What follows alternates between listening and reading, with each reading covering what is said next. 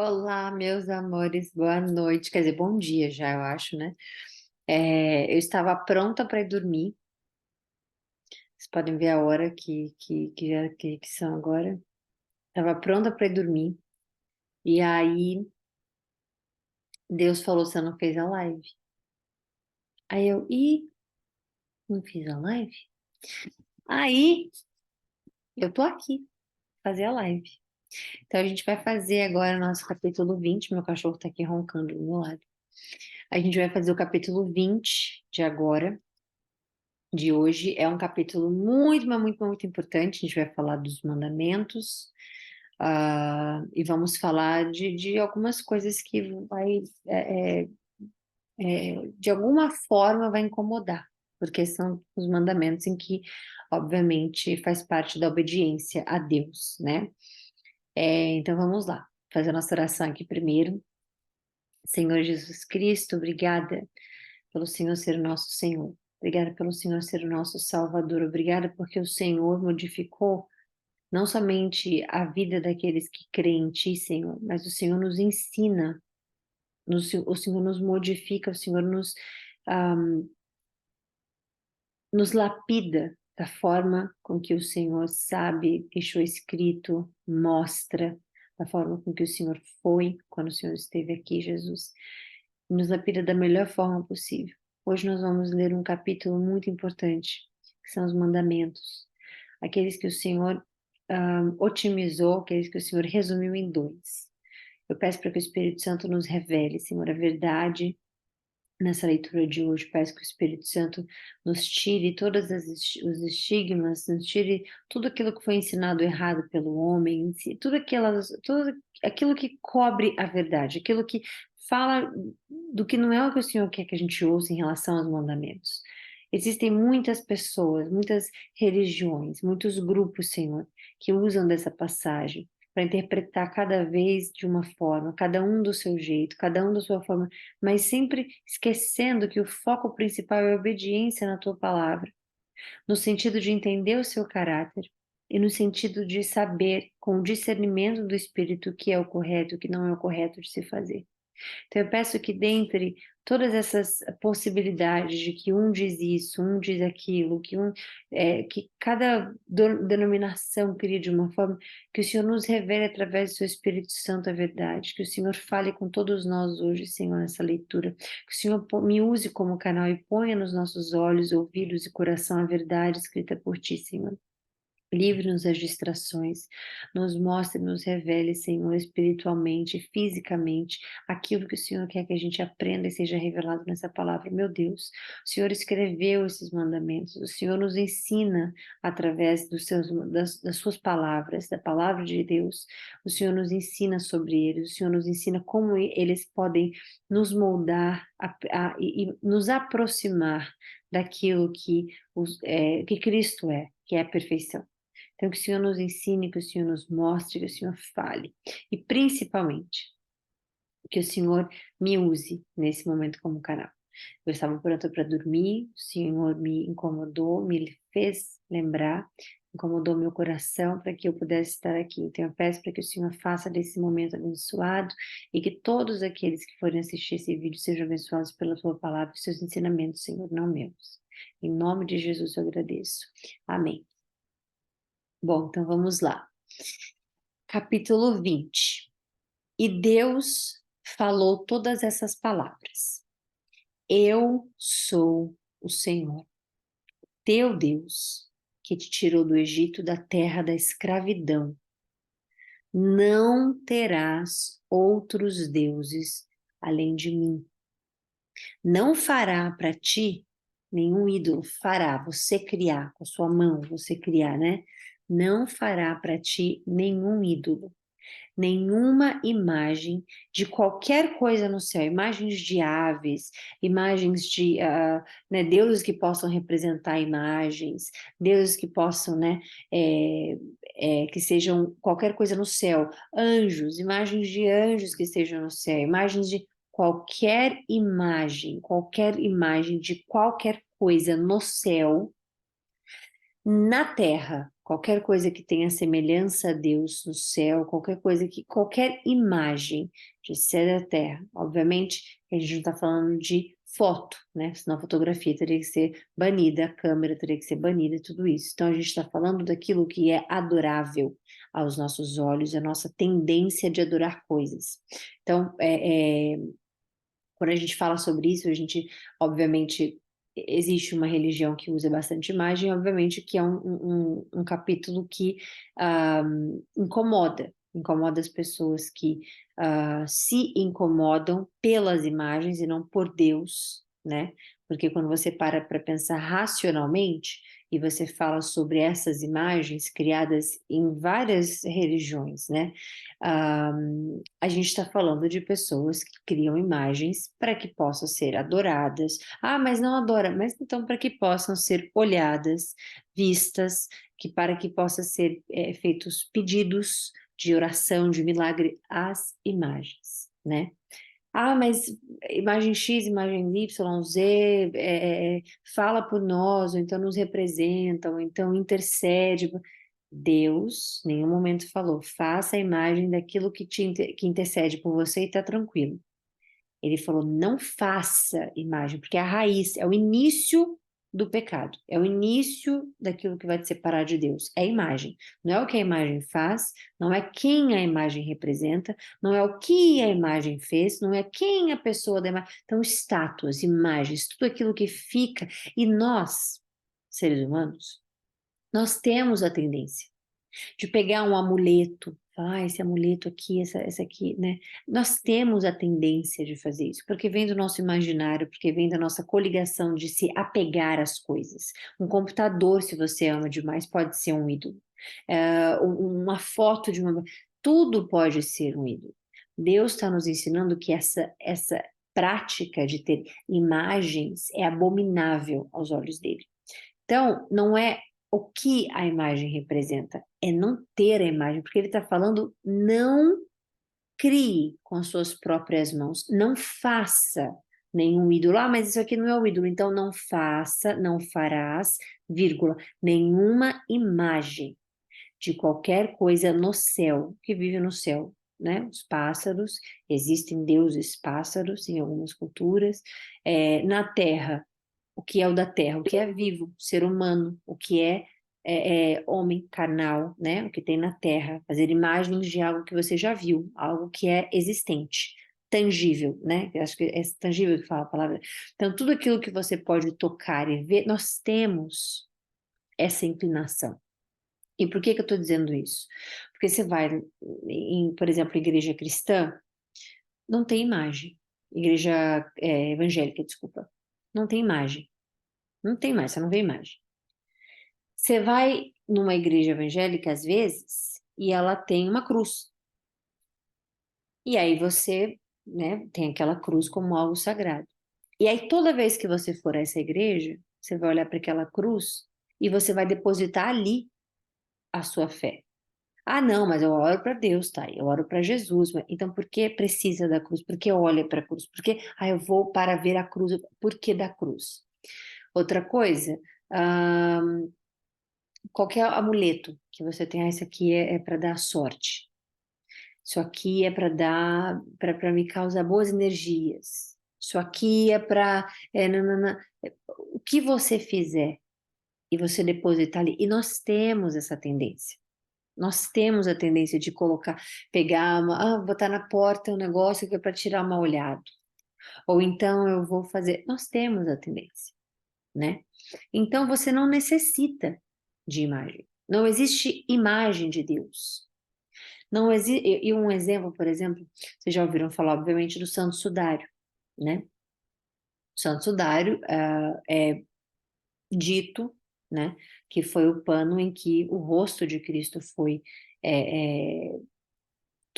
que tocaram com o pano, né, com o sudário, que limparam o rosto de Deus, de Jesus, que tinha a imagem perfeita do rosto dele e tudo mais.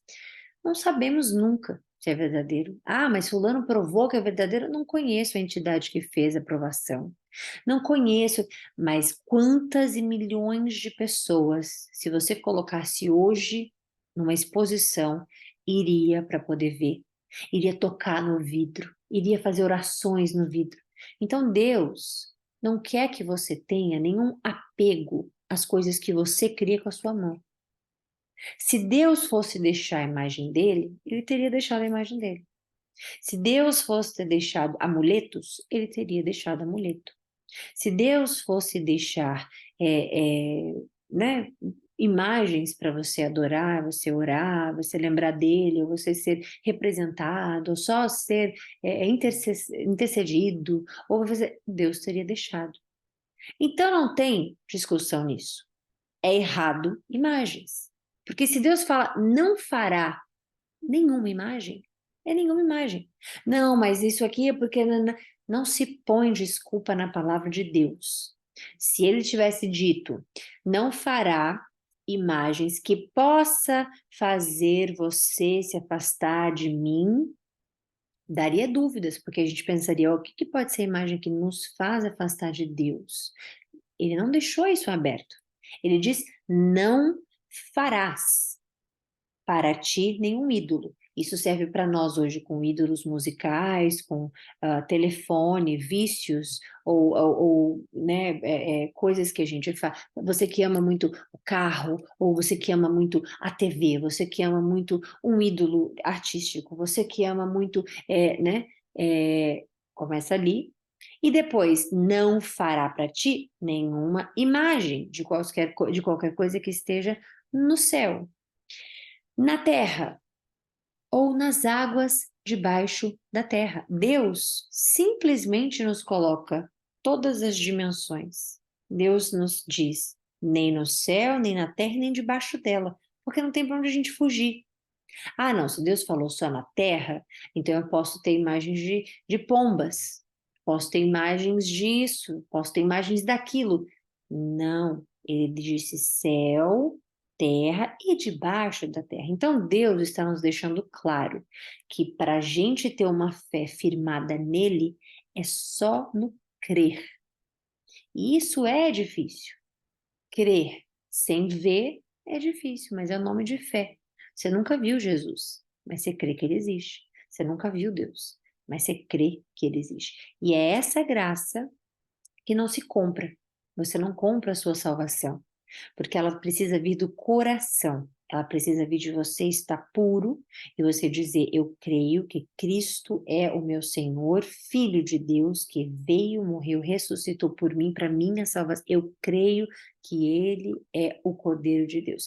Quando você diz essas palavras, você se entrega absolutamente a Deus, Deus vê o seu coração, Deus vê que você está completamente desapegado e livre das coisas do mundo, do céu, da terra, debaixo da terra, você entra numa graça, você entra no você entra num estado de graça, você entra na sua salvação da graça de Deus. E graça é de graça. Você não compra, você não faz obra para ganhar, você não implora para conseguir, você não pega emprestado, é a graça dele, né?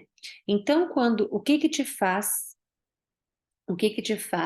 respeitar, temer e obedecer a Deus? Não são suas ordens, não são suas obras, não é você olhar os 10 mandamentos e não fazer os 10 mandamentos, porque é impossível.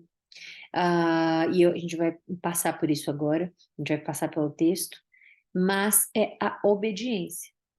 Então, a única coisa que liga você à sua fé com Deus é a obediência. Você obedece a Ele quando você crê em Cristo, porque lá atrás ele disse, no Antigo Testamento, ele disse que o Messias viria. Viria, ele disse que Jesus viria, ele disse que a salvação viria. Ele prometeu lá atrás a Adão e Eva que a semente da mulher pisaria na cobra. Então, você crê no que ele fala, você crê no que ele falou. Por que é importante a leitura da palavra de Deus?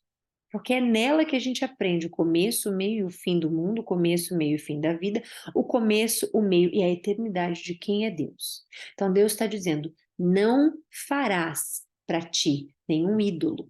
Não importa se você me disser, não, mas a imagem que eu tenho não é o meu ídolo. Então vamos continuar, porque tem uma vírgula. Não farás para ti nenhuma imagem de qualquer coisa no céu, na terra ou nas águas debaixo da terra. Não te prostrarás diante deles. Então, Thay, eu acho que não concordo com o versículo 4. Então vamos para o 5. Não te prostrarás diante dele. Se ajoelhar para alguma imagem, para algum ídolo, nem lhes prestará culto. É o dia de fulano, beltrano, ciclano. Hoje é o dia da pessoa X. Hoje é o dia da entidade X. É o dia da pessoa X. Durante um ano inteiro que Deus te deu, um ano separado, um dia separado para santo X, para imagem X, para entidade Y, para, né? Não te prostrarás. Ajoelhar para imagens, ajoelhar para ídolos, ajoelhar para...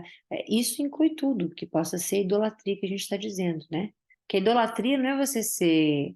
Não é você imaginar que a idolatria ela só faz parte quando você fica abilolado por alguma coisa, né? De você dizer assim, ah, não, aquilo ali... Pessoa para ser idólatra tem que ter... eu não sou idólatra, eu só faço uma oração para imagem X, Y, Y todo dia, de manhã, mas assim, não idolatro aquilo ali, não. Tudo aquilo que você está prestando um culto, que você está prestando o seu tempo em oferta, o seu tempo em oração, o seu tempo em pedidos de milagres e tudo mais, que não é com Cristo, que não é com Deus, é idolatria. Não te prostrarás diante deles, nem lhes prestará culto, porque eu, o Senhor, teu Deus, sou um Deus zeloso. Olha que lindo que a gente falou isso antes de ontem, sobre ele ter ciúme, sobre ele ter no coração dele esse zelo por nós, né? Aqui, obviamente, ele está falando com os israelitas. Obviamente, é o caráter de Deus, que ele não está falando, sou um Deus zeloso dos israelitas. Está falando que ele é um Deus zeloso, ponto. Ali é um fato que ele está dando, né? Que castigo os filhos pelos pecados de seus pais até a 4ª geração daqueles que me desprezam. Para que a gente entenda que há uma condição. Você pode desprezar Deus, você não pode desprezar Deus. Mas se desprezar Deus, tem isso aqui. Obviamente, a gente vai falar sobre Cristo depois, tá? Porque isso aqui é o Antigo Testamento, a gente está lendo, a gente vai implementar Cristo nisso, mas não muda, não altera. Cristo fala, não vim para alterar, ele não veio para destruir ou para abolir, ele fala, as leis. Ele veio para aperfeiçoá-las. Então, as leis, elas continuam valendo, mas Cristo as aperfeiçoou. 6. Mas trato com bondade até 1000 gerações aos que me amam e guardam os meus mandamentos. Mandamentos não são leis. Os mandamentos de Deus é uma coisa, as leis são outra. Não tomarás em vão o nome do Senhor teu Deus, pois o Senhor não deixará impune quem tomar o meu nome em vão. A gente sabe disso, né? Toda vez que você fala, ai, pelo amor de... Vem aqui. Pelo amor de... Me liga hoje. Pelo amor de... Não fala isso. Tudo isso é tomar o nome de Deus em vão. É em vão. Você está falando do nome de um Deus, né? Do nosso Deus. Você está pedindo pelo amor que ele tem. Ou seja, o que é o amor de Deus? Cristo. Você está pedindo pelo amor dele para uma pessoa te ligar ou para você apagar a luz. Apaga a luz pelo amor de... Tomar nome de Deus em vão. Ai, tá, mas isso é besteira. Às vezes é só modo figurativo. Nome de Deus não é figurativo. Nome de Cristo não é figurativo. A crucificação não foi figurativo. Então, são coisas que nesse padrão de obediência que você tem, que Deus vai olhando para você com bondade, está escrito aqui, trato com bondade, porque ele vê o seu nível de comprometimento com a palavra. Ele vê o seu nível de obediência. Paulo, pelo menos eu, né?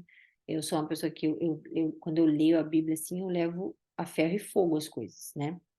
Obviamente sou ser humano, então nem é tudo que a gente consegue, né, prosseguir de forma que a gente quer. Mas eu levo ferro e fogo, eu leio as coisas, eu sou bem Caxias, né?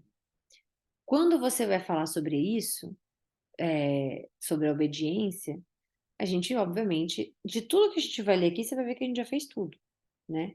Só um não fez, Cristo. E ele obedeceu. Ele obedeceu até o final. Ele veio com uma ordem, ele obedeceu a ordem, não mudou lei, não fez absolutamente nada contra a palavra, contra a Torá, não fez nada contra as leis, não fez, muito pelo contrário. Nós, obviamente, a gente vai fazer tudo isso aqui, né? Ou já fizemos em algum ponto da nossa vida. Mas o nome de Deus em vão é nome de Deus em vão. Então, é importante você saber do nome de Deus em vão, tá? Essa parte aqui de cima ficou clara? Eu não sei, estou sentindo de voltar aqui. Então, Deus está falando, aquele que me desprezar, né? Ele castiga os filhos do pecado de seus pais até a terceira geração e quarta geração daqueles que me desprezam. Então, vai 4 gerações, né? O pai, o bisavô, o avô, o pai e o filho. Então, ele mostra isso. Mas Deus sempre mostra o outro lado da moeda. Trato com bondade até 1000 gerações. Então, ele vai muito além. Deus é muito além do que a gente acha. Nossa, mas 4 gerações, porque pessoa, nossa, 1000 gerações não vai ter problema. Aos que amam e guardam os meus mandamentos. 7. Não tomarás em vão o nome do Senhor, o sétimo amor da perfeição, ele fala justamente sobre isso. 8. Lembra-te do dia de sábado para santificá-lo, tá? O que é o dia de sábado, né? O que especificamente está falando do dia do sábado aqui? Deus não colocou o dia de sábado aqui, né? E ele também não a gente precisa ler e entender a tradução da palavra sábado especificamente. Deus colocou o sétimo dia, né? Ele descansou no sétimo dia. No início, para nos ensinar a santificá-lo no sétimo dia, né? O sétimo dia. Sétimo dia, você não vai encontrar em nenhum lugar da Bíblia dizendo exatamente que é o sábado, né? Vai falar sobre o sábado, vai falar, enfim, a palavra especificamente, mas o sétimo dia. Você escolheu domingo, né? Você vai para a igreja domingo. Deus não falou que é o domingo para ir à igreja. Ele falou que é o dia para santificá-lo. Porque lá atrás ele colocou primeiro, que é o dia do descanso, né? Os judeus, por exemplo, ortodoxos, eles não podem fazer absolutamente trabalho nenhum, nem energia elétrica, nem nada que cause energia, esforço, nada disso. Não pode pegar elevador, não pode. Inclusive, vários judeus, né, que são ortodoxos, eles preferem morar em prédios, se for morar em prédios, no primeiro andar, o segundo, o terceiro até, porque eles precisam subir escadas, todos sabem tudo mais. Deus colocou um dia de descanso, tá? Então você vai ter um dia de descanso para descansar, porque você vai estar santificando ele e você vai estar obedecendo a ele. Nesse momento aqui que ele fala do sábado, é importante entender que tem que ter um dia de descanso, porque ele mesmo descansou. Trabalhará 6 dias e neles fará todos os seus trabalhos. Aqui ele fala, o sétimo dia é o dia dedicado ao Senhor teu Deus. Você vai escolher, porque lá na frente Paulo vai falar para nós, os gentios, cristãos convertidos, obviamente, que não deixe que ninguém te julgue pelo dia que você escolhe, ou pela comida que você come. Então a gente precisa entender que Deus está santificando um dia. O que é o santificar um dia? Separar a parte. Isso é a palavra santo, a gente já falou aqui. Então Deus está escolhendo um dia para ser santificado. Você escolhe. Eu tenho que ir à igreja no domingo? Você vai escolher o seu dia, você escolheu o sábado, né? Existe uma ordem para isso. Você vai à igreja se você tiver que ir à igreja e comungar com as pessoas, né? Porque isso nós somos a igreja. Eu sou a igreja sozinha, você é a igreja sozinha. Juntos nós somos uma assembleia, nós somos uma reunião da igreja, nós somos o corpo de Cristo, nós fazemos parte da igreja, né? Então, você quando vai à igreja é lindo, é maravilhoso, você está ali adorando a Deus, isso é perfeito, obviamente, é isso que todo mundo tem que fazer, na minha opinião. Mas se você não for à igreja e você pegar a palavra de Deus, você lê a palavra de Deus, você vai estar santificando a Ele. Mas você santifica a Deus e obedece a Deus, e respeita, né, a Deus, sendo obediente. Não é você, não, domingo eu vou acordar, vou para a igreja, eu vou ler a palavra de Deus, eu vou fazer isso, eu vou ajudar aquilo, eu vou fazer não sei o que, não sei o que, não sei o que. São obras, isso são obras. E é bonito obras, e acho que é lindo a gente praticar as obras lindas, né? Em nome de Deus, porque obviamente a gente é reflexo dele. Mas ele pede o dia para ser santificado. E você, o dia para ser santificado, né? E você lembra-te do dia de sábado para santificá-lo.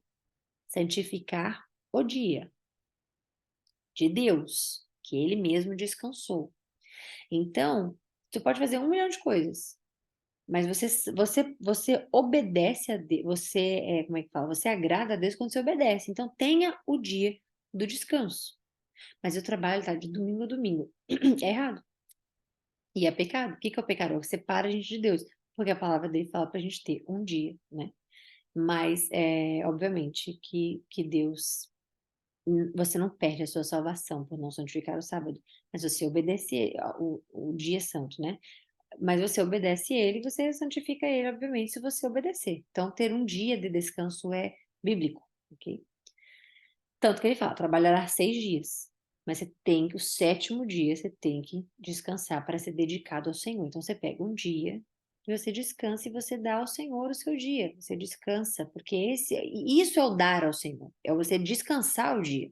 Você está dando a obediência a Deus, porque Ele mesmo descansou.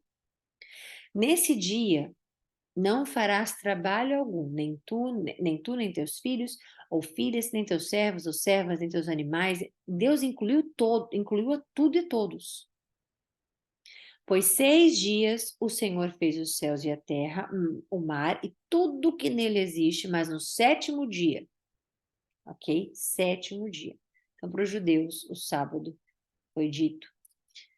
Para nós está dizendo, para nós não, para todo mundo, está escrito 6 dias, mas o 7º dia ele descansou. Portanto, o Senhor abençoou o 7º dia e o santificou, ok? Nada acontece nesse mundo sem a permissão de Deus, obviamente. Mas nós temos um calendário. Os judeus ortodoxos, por exemplo, têm outro calendário. O ano novo deles é diferente do nosso ano novo, por exemplo, né? Obviamente que eles comemoram, né? Mas o ano novo é diferente. Nós acabamos de ler sobre o ano novo, inclusive. Então, o Senhor abençoou o 7º dia e o santificou. Se a gente está no calendário judaico, se a gente está no calendário maia, se a gente está no calendário... O 7º dia significa que Deus, numa contagem do 0 ao 1, né? Ele santificou o 7º dia. Então, tenha o seu dia de descanso, ok? Honre isso não é motivo para brigas, isso aqui não pode ser motivo para brigas, isso vai estar lá na frente também, motivo para brigas e discussões de tanto igreja X falando com a igreja Y, que não sei o quê. Deus mandou santificar o 7º dia. No nosso calendário, qual que é o 7º dia? Você santifica o seu 7º dia. Começa no domingo, sábado, começa no sábado, domingo. Então, é menos briga, né? E mais foco, o núcleo do que Deus está falando, a raiz do que ele está falando, que é santificar um dia para o Senhor, o 7º dia. Você trabalha 6, santifica o 7º, ok? Honre teu pai e tua mãe, a fim de que tenhas vida longa na terra em que o Senhor teu Deus te dá. É o primeiro mandamento condicional, ok? Honre teu pai e tua mãe, a fim de que tenhas vida longa. Tem uma condição aqui. Existem muitos estudiosos da palavra, existem muitos teólogos, né, estudiosos da palavra, que diz que você honrar não é a mesma coisa que você obedecer. Então, seu pai pode te dar uma ordem de você queimar sua mão no fogo, e você não ir queimar sua mão no fogo não significa que você desonrou seu pai e sua mãe. Então, a honra, né, inclusive existem, né, muitos significados no dicionário do que é honra e do que é obediência. Então, é importante você fazer seu próprio estudo e entender o que é honrar o seu pai e a sua mãe, tá? Porque é um mandamento com condição. Então, é algo bíblico nós honrarmos o pai e a mãe. Mas obedecer o pai e a mãe é necessário que você veja o que é especificamente, porque vão ter pais e vão ter mães que não vão ser guiados pelo Espírito Santo. Então, você não pode, você né, digamos que você não tem uns pais cristãos, ou que você não tem pais, você tem uma família disfuncional. Seus pais não creem em Deus e eles falam para você, eles mandam você não ler a palavra de Deus. Então você vai estar honrando eles se você não estiver lendo a palavra de Deus. Então é obviamente que Deus está acima dos seus pais, né? E é importante entender o que que significa honrar o teu pai e tua mãe. Porque existem pais e mães, por exemplo, com problemas psicológicos, pai e mães narcisistas, pai e mães com vícios de poder e controle, que isso aqui é uma arma para eles contra a saúde mental e física de uma criança, de um filho, uma filha. Então é necessário entender o que que é o honrar especificamente, ok?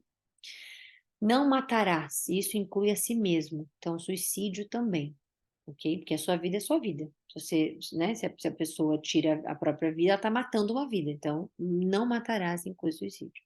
Não adulterarás. Isso, obviamente, que em algum momento da vida, todos nós vamos fazer. Porque lá em Novo Testamento, Paulo fala que olhar para uma pessoa bela, uma pessoa bonita, uma pessoa, né? Aquilo ali já seria considerado adultério, né? Obviamente que a gente entende isso de forma mais assim, ai, não, porque não pode ter um caso, ou que aí é pior ainda, né? Mas para Deus não existe um pior ainda, um pior ainda. Então, o que que a gente entende aqui? Cristo, ele pagou os nossos pecados e o arrependimento é importante, né? Então, o arrependimento do que a gente faz de errado, para que nós possamos nos aperfeiçoarmos em Cristo e sabermos o que não se faz. Tá, mas isso aqui é muito difícil, tá, mas tudo que está escrito aqui é muito difícil, que meu Deus, que, nossa, que... Lembrando que os mandamentos foi dado a nós, porque o ser humano era corrompido. Ele não deu esses mandamentos para Adão e Eva, gente. Não falou para Adão e Eva nada, né? Inclusive, o não matarás era já implícito, porque Deus falou: vocês não vão precisar fazer nada para comer, vocês vão comer. Eles eram vegetarianos, né? Eles não tinham absolutamente nenhum tipo de alimento animal, né? É, enfim, é isso. Então, não adulterarás, não furtarás. E furtar, se você for no dicionário, você vai ver muitos significados de furtar também. Então, existe furtar. Quando você cobra uma pessoa a mais um dinheiro, porque você quer ganhar mais dinheiro, mas você está sendo injusto em cobrar aquilo ali que você está vendo do seu lado, você está furtando. Quando você tenta passar a perna em alguém, você está furtando. Quando você. Então, o furto não é só pegar o celular de alguém e ir embora, né? Deus não deixou especificado, não furtarás objetos. É não furtarás. E Deus fala da nossa vida espiritual e da nossa vida carnal também, né? Você, por exemplo, ter inveja, que é o 17, a gente vai ler aqui agora, não cobiçarás a casa do próximo, nanana, isso é inveja, né? Isso aqui também é um tipo de furto. Furtar a alegria de alguém, furtar a esperança de alguém, então, passar a perna nos outros é furto. Tudo que for. Por que que a gente tem separados esses 10 mandamentos, gente? Eles são separados em 3 partes, né? Essa que a gente está vendo é a moral. São os mandamentos no lado específico moral. Depois vai vir do coração, né? Não depois, sem regra de ordem, sem a ordem aqui especificamente, mas o que eu estou dizendo é, tem a moral, tem a do relacionamento com Deus e tem a do coração. Então, o não matará é moral, o adultério é do coração, o furto é moral também. Então, é importante a gente entender que isso abrange muita coisa, ok? Não darás falso testemunho contra o teu próximo. Na opinião de quem Deus escolheu, né, para que eu estudasse há muito tempo a Bíblia, para ele esse é o pior de todos. Porque a dor que você causa em alguém, quando você dá o falso testemunho aqui, pode incluir a palavra fofoca, ok? Vocês sabem que Deus odeia fofoca, ele abomina a fofoca, é um pecado abominável para ele. E o falso testemunho é uma fofoca. Você vê uma pessoa, fala, quer ver um exemplo? Você já teve alguém falando mal de você? inventando alguma coisa na sua vida, ou falando alguma coisa da sua vida para alguém. Falando que você fez isso ou fazia aquilo, que você mexe com isso ou que você mexe com aquilo. Então, falando que você disse alguma coisa quando você não disse. Pensa nessa dor.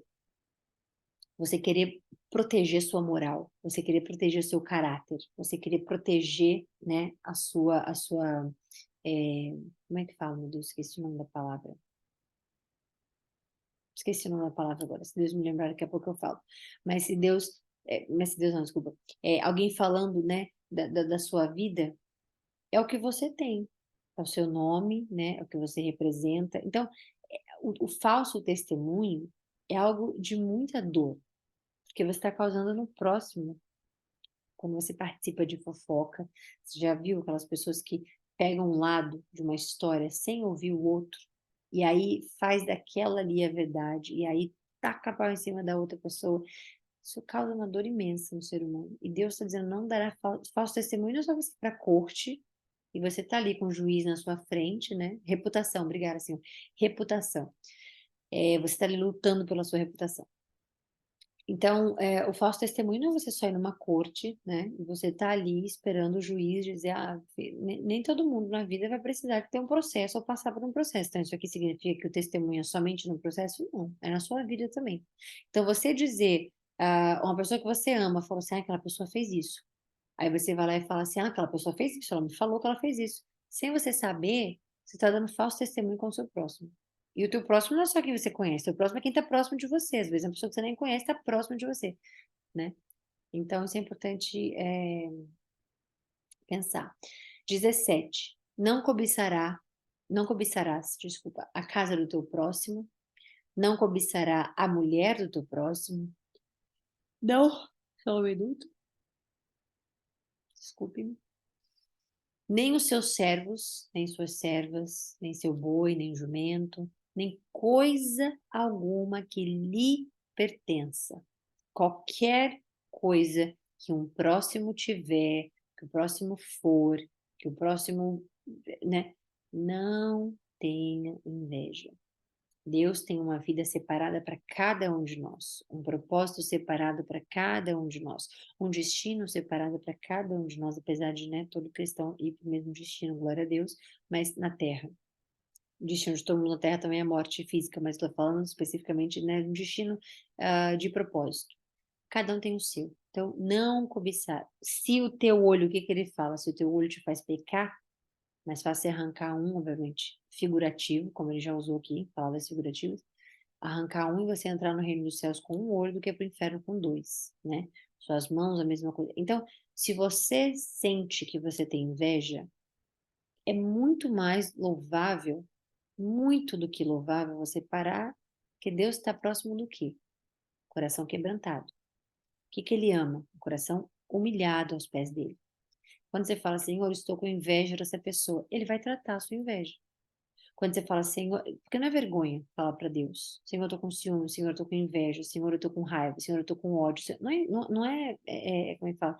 Não é vergonha, ele te conhece. Ele já sabe se você tem inveja, ele já sabe se a gente tem dor no coração, se a gente, ele sabe se a gente tem, o que a gente estiver sentindo passando, ele já sabe. Então você está se abrindo para aquele que quer ouvir o seu testemunho, aquele que quer ouvir a sua confissão. Então, se arrepender se você fizer falso testemunho, você adulterar, você furtar, você tudo, adulterar também serve para qualquer coisa que você muda. O adultério é aquilo que é adulterado de alguma forma, seja forma de amor, casamento, seja é, é, a gasolina, você adulterar a gasolina, você está roubando, você furta uma pessoa. Então, qualquer coisa que você adultere, ok? Eu senti de falar isso também. Então, o falso testemunho, desculpa, peraí. Então, a cobiça de outras coisas do próximo, tudo que você tiver que for moral, né? E você achar que aquilo ali é motivo de vergonha para falar para um próximo, você não tem que falar para o próximo, tem que falar para Deus. E você se arrepende, né? E você busca que ele te ajude. Então, não tenha vergonha de falar para Deus quando você está passando por algo que mexe com a sua moral, com o seu caráter, porque peça para Ele para que ele te lapide, para que ele te cure dessas coisas, para que ele te faça, porque é isso que eu peço, é isso que todo mundo tem que pedir isso. Então, quando você está com problemas que moralmente são errados, peça a Deus. Pessoas que têm problemas e vícios com pornografia, peça a Deus. Pessoas que têm problemas e vícios com drogas, pessoas que têm vícios, problemas com... Peça a Deus. Ele está do lado daquele que quer mudar, daquele que quer ser uma nova criatura, que recebeu Cristo para ser uma nova criatura, e se tiver com dificuldade, peça que ele vai dar. Deus dá de graça quando é assim.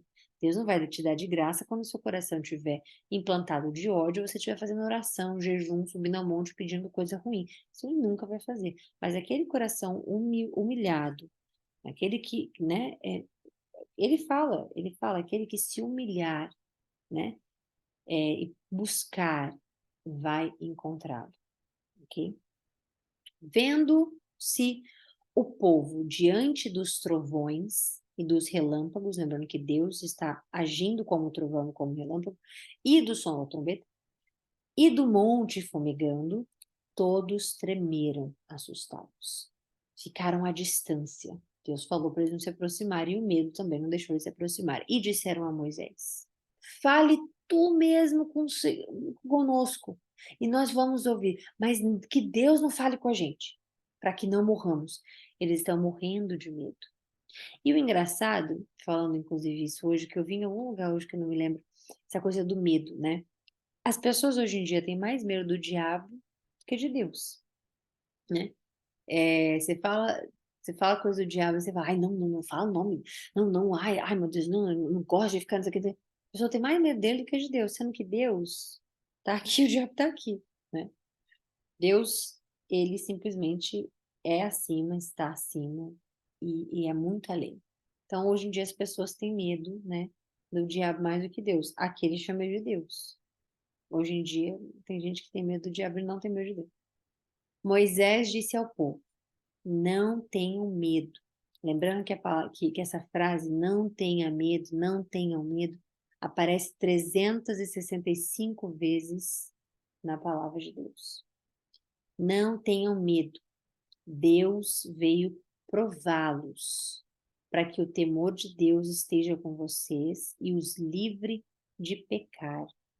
Então, ele está dizendo que Deus está te assustando para que você seja livre do pecado, para que você não seja, né?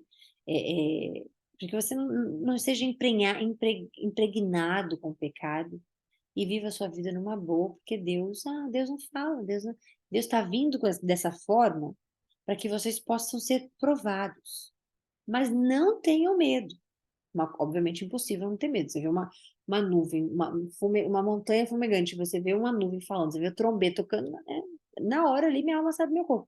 Mas ele ainda assim te garante para que você não tenha medo, porque é uma aprovação dele. Então, outra coisa que a gente está vendo aqui, não é uma coisa somente para os israelitas, é um caráter de Deus provar a fé das pessoas.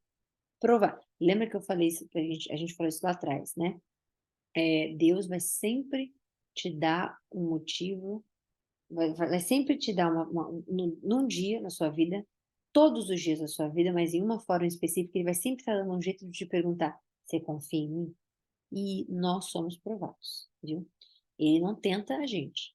Quem tenta é o diabo. Deus não tenta a gente, mas ele prova a gente.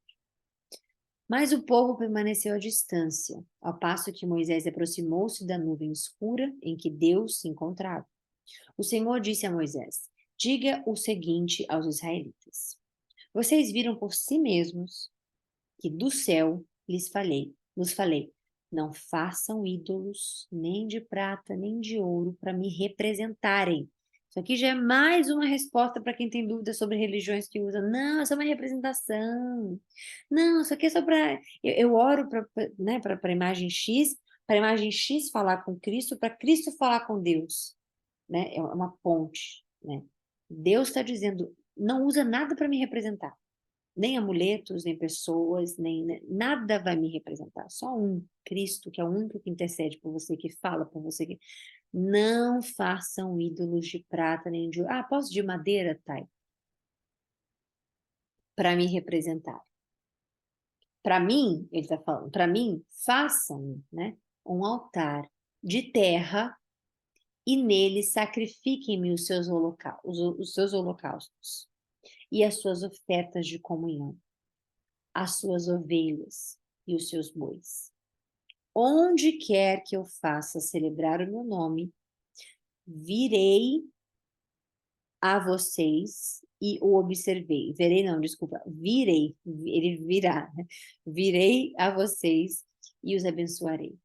Então, Deus está vendo ele sacrificar, onde quer que ele esteja, ele vai vir, porque vai estar ali a presença dele e os abençoará.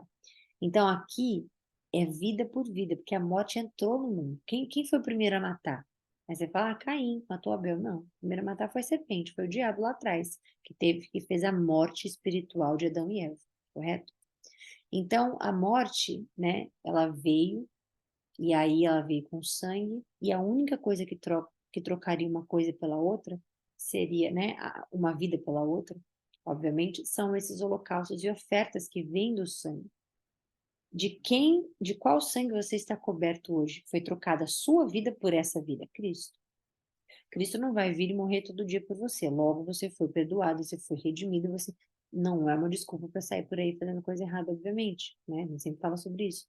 Mas entenda que esse era o modo operandi de ser salvo, né? E ser abençoado. Eram com as ofertas, né? Ser salvo não, desculpa, não fala obediência, obviamente, é a salvação no Antigo Testamento. Ah, mas, enfim, é isso. Se me fizerem um altar de pedras, não o façam com pedras lavradas, porque o uso de ferramentas o profanaria. Então, Deus está abominando tudo aquilo que o homem cria, que o homem faz. Nem mesmo a pedra.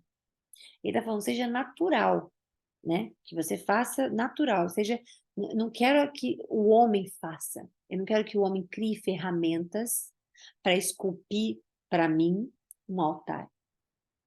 Não, eu dei pedras para vocês, olha ao redor, tudo aí é montanha, pedra, tudo é pedra. E hoje em dia, né? Você acha ouro dentro de pedra, pedra. Você acha diamante, você acha quartzo, tudo é pedra. Então Deus está falando, eu dei a vocês as pedras, não usa o homem, as ferramentas do homem para lapidar nenhum altar para mim.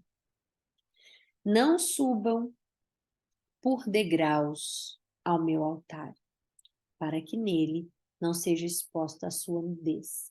Não somos dignos de chegar a um lugar santíssimo, né? Fomos em Cristo, obviamente, mas não era-se digno de chegarem ao altar de forma impura, porque a impureza fez Adão e Eva, obviamente, serem expostos à nudez. A impureza do coração, no coração, quando entrou o pecado, né? Que é o quê? A quebra do que a gente fala, chama a moral deles, né? Como é que você sabe que você tá pelado? E como é que você sabe que é nudez? Por que você tem vergonha? Moral. Eles tiveram vergonha de aparecer nus na frente de Deus. Por quê? Eles não sabiam o que era o bem e o que era o mal. Deus falou, não coma do fruto que vocês vão saber o que é o bem e o mal. Ali naquele momento eles começaram a saber. Então eles tinham vergonha, eles tinham, né? Deus veio, cadê vocês? Onde vocês estão? Como se Deus não soubesse, mas era importante eles repetirem, saber onde eles estão, perdidos, obviamente, que esse é o significado, né? Onde você está geograficamente? Não. Onde é que vocês estão? Perdidos. Então entrou neles ali a morte carnal, se separaram de Deus e aí eles tiveram acesso do que era o bem, do que era o mal, do que era o bem. Então, eles não podiam chegar perto, né, do altar e tudo mais, para que a nudez não fosse exposta, ok? Enfim, finalizamos hoje. Amanhã, se Deus quiser, estaremos com o capítulo 21. Quer dizer, amanhã não, hoje ainda, tá? Esse de agora, que vocês estão ouvindo aqui agora, não é o de hoje. Hoje, que dia, meu Deus, espera. Hoje quinta, né? Não, quinta não, quarta, peraí. Hoje quarta, ok? Esse é o de terça. O de quarta a gente vai aparecer ao vivo, se Deus quiser, tá bom? Fiquem com Deus, um beijo e até daqui a pouco, se Deus quiser.